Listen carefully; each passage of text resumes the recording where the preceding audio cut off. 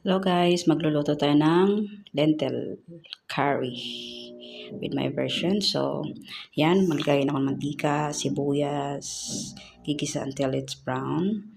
And then next yung garlic, tsaka ginger. Yan. Tapos lagay na naman yung karne. Na sa inyo na yun kung anong klaseng karne yan. Tapos bay leaves.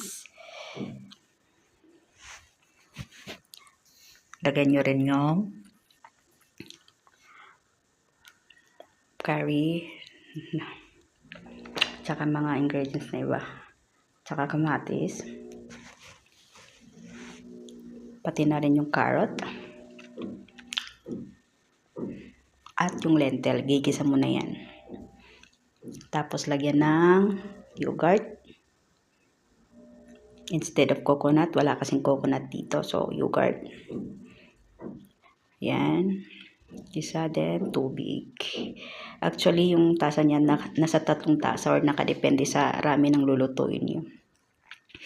Yan. Tapos, yung asin, tsaka patatas.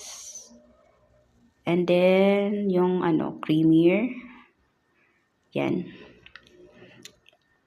Nakadepende din yan sa inyo kung anong lalagay niyo yan. Hanggang sa lumambot na yung lentil nasa inyo na yan kung ilang minuto, ilang oras nyo pakuluan. Hanggang sa lumambot yung lentil. Yan lang po. Bye. Thank you.